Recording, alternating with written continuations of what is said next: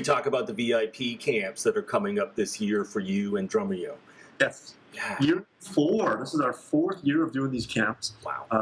5-day intensives, right? We go Monday to Friday, 8 hours of solid drumming, and then there's a hang afterwards. We can all hang out. And this year they got a couple of great guest instructors coming in. So Pat Petrillo, a good friend of mine, and then Daniel Glass, who I got to know a couple years ago. Like, we're talking, these are world-class instructors. Absolutely. That I've known their names way before any online stuff or anything like that. And we're going to be in a room together chatting and teaching drums. And the thing that I'm excited about, I mean, I get to learn from these guys. Right. Yeah, exactly.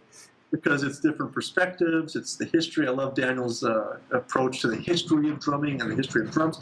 But you know what? The coolest thing is the students. The students and how they're motivated, like all ages. I think at like age 18 to 70. All these drummers in a room together, getting to know each other, playing, sweating. Yeah. Having some fun, having some moments where they're going, oh, brain fart, like, don't worry about it, we got you, cool, this, we'll go grab a coffee, we're all good.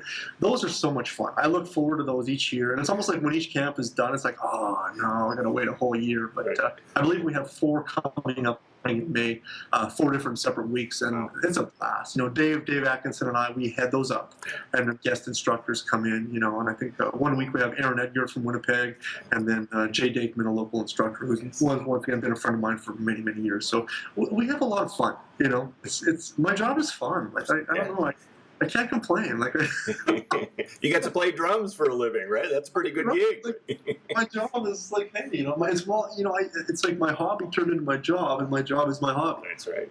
So I don't need any other hobbies, I don't think. That's right. That's pretty good. That's cool. The VIP stuff is amazing. Yeah. Sounds awesome. And where can people go to check that out if they want to learn more about that, Mike? Oh, Drumeo.com. So if you go to Drumeo.com, there'll be a list, and they're called the VIP weeks. Okay. I think a couple of them are sold out already. Okay. The best thing is to email them, support@Drumeo.com or Dave@Drumeo.com, and he can fill you in. I unfortunately don't do any of the booking for that stuff. I just show up with sticks and we hang out and we play drums. So I don't do the booking side of things. But yeah.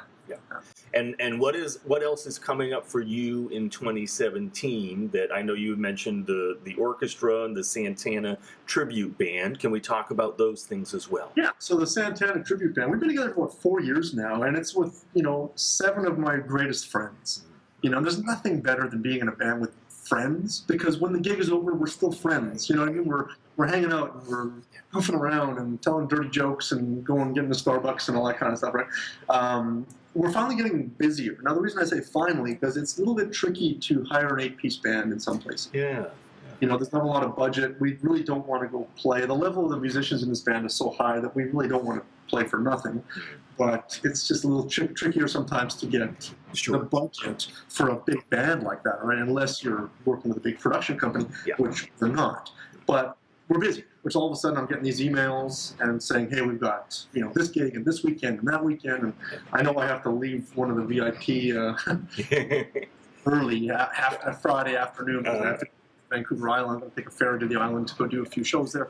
But that's a fun gig, When our percussionist is sick or away, I can double on congas. There's some footage, I think, on YouTube or Instagram of me faking my way through conga playing.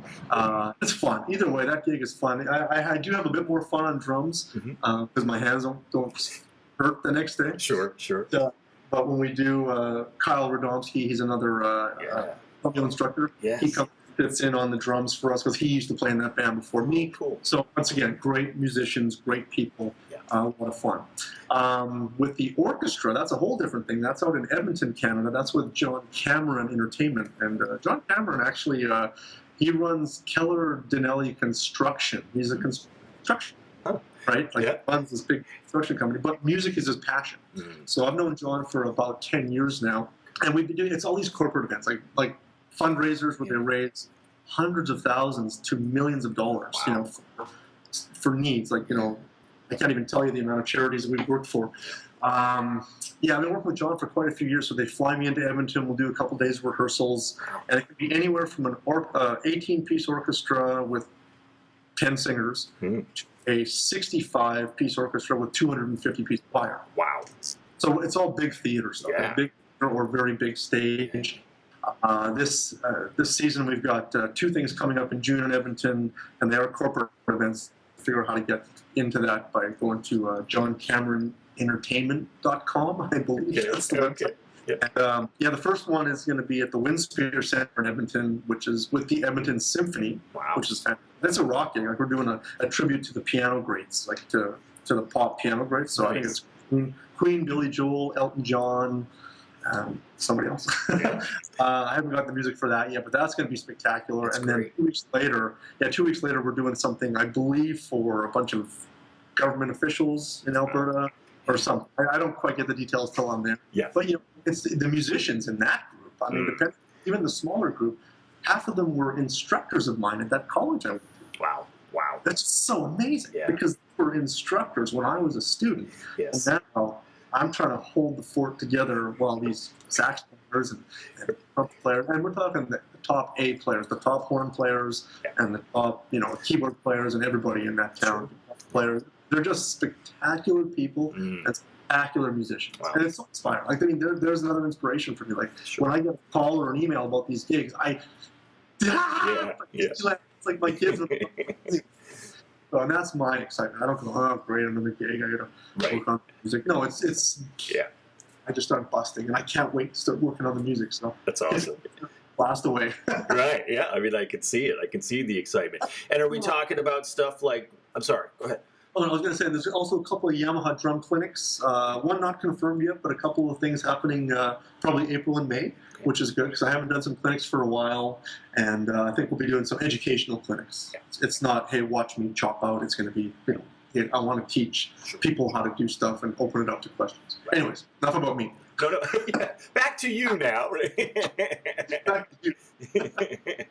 When you're doing the big band stuff, are we talking like Buddy Rich kind of stuff, Benny Goodman, or just anything in between?